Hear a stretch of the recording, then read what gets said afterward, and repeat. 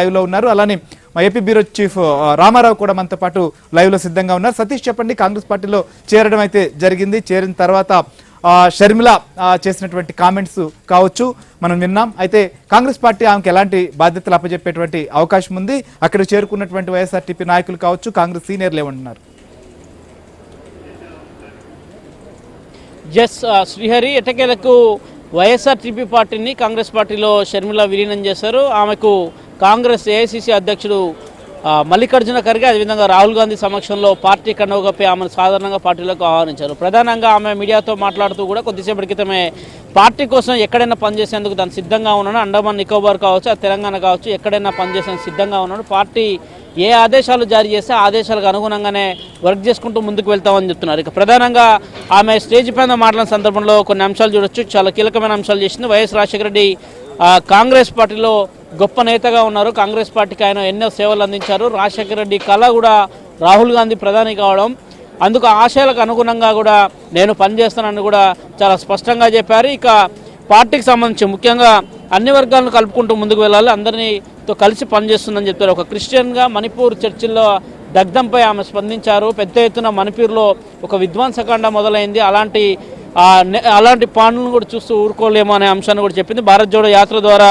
రాహుల్ గాంధీ నమ్మకాన్ని నాతో పాటు ప్రజలందరిలో కూడా పెంచిందనే అంశాన్ని చాలా స్పష్టంగా చెప్పింది. ఇక జోడో యాత్రలకు స్పందించి ప్రధానంగా కర్ణాటక కావచ్చు, తెలంగాణ కావచ్చు, ఏ విధంగా పార్టీ అధికారంలోకి వచ్చింది, ఆంధ్రప్రదేశ్ రాష్ట్రంలో ఏ విధంగా పార్టీ ఉంది, ఆ రాష్ట్రంలో ఏ విధంగా పనిచేయబోతున్న అంశాన్ని ఒక క్లియర్ విజన్తో ఈరోజు పార్టీ అగ్రనేతల నుంచి ఒక అష్యూరెన్స్ కూడా లభించినట్టు తెలుస్తుంది. ఆమె ఖచ్చితంగా ఆంధ్రప్రదేశ్ పీసీసీ ప్రెసిడెంట్గా పదవి బాధ్యతలు కూడా ఇవ్వబోతున్నారు. ప్రస్తుతానికి ఆమె ఏఐసీసీ కార్యాలయం నుంచి నేరుగా సోనియా గాంధీ నివాసానికి చేరుకున్నారు. ఆమె వెంట బ్రదర్ అనిల్ కుమార్ సైతంగా ఉన్నారు. ప్రధానంగా సోనియా గాంధీని కూడా మర్యాదపూర్వం కలవబోతున్నారు. రాష్ట్రంలో ఇక ఆమె పర్యటన ఉండబోతుందని కాంగ్రెస్ నేతలు చెప్తున్నారు. ప్రధానంగా రాహుల్ గాంధీని ప్రధానమంత్రిగా చూడాలనే తన తండ్రి యొక్క ఆశయం అనే అంశాన్ని చాలా స్పష్టంగా చెప్పింది. ఇక మీ బ్రదర్ ఇటీవల మాట్లాడుతూ ఉన్నారు కదా, ఆయన కుటుంబాల మధ్య చిచ్చు పెడుతున్న అంశానికి కూడా ఆమె స్పందించలేదు. ఖచ్చితంగా ఒక విజన్గా ముందుకు వెళ్ళే అవకాశాలు చాలా స్పష్టంగా కనిపిస్తున్నాయి.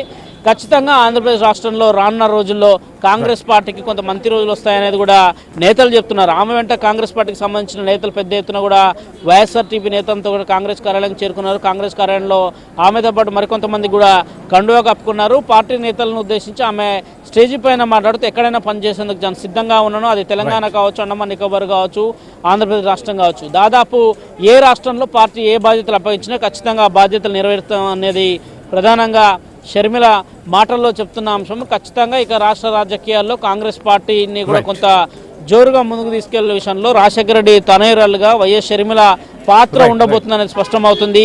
జనరల్గా కాంగ్రెస్ పార్టీలో ఏ నేత జాయిన్ అయినా కానీ నార్మల్ స్థాయిలో ఉన్న కేసీవీ జనరల్ సెక్రటరీ అయిన కేసీ వేణుగోపాల్ కానీ, పార్టీలకు ఇన్ఛార్జీలు, రాష్ట్రాలకు సంబంధించిన ఇన్ఛార్జీలు కానీ వారిని పార్టీలోకి ఆహ్వానిస్తారు. కానీ షర్మిల యొక్క జాయినింగ్ కొంత గ్రాండ్ జాయినింగ్ అని చెప్పాలి.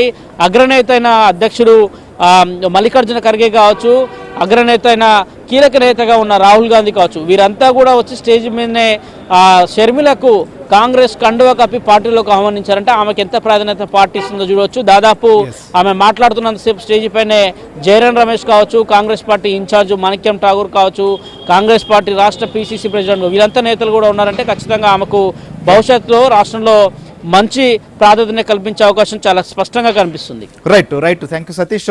సో ప్రధానంగా కాంగ్రెస్ పార్టీలో జాయిన్ అయ్యారు స్వామి. ఆంధ్రప్రదేశ్లో కావచ్చు, అండమాన్లో కావచ్చు, ఎక్కడైనా పనిచేసేదానికి సిద్ధమన్నటువంటి నేపథ్యంలో ఆంధ్రప్రదేశ్లో ఇప్పటికే వైఎస్ఆర్ కాంగ్రెస్ పార్టీలో చూస్తున్నాం. ఎమ్మెల్యేలు కావచ్చు, ముఖ్యమైన నేతలు కూడా పార్టీ బయటకు వస్తున్నటువంటి పరిస్థితుల్లో షర్మిల రాకతో షర్మిల కాంగ్రెస్ పార్టీ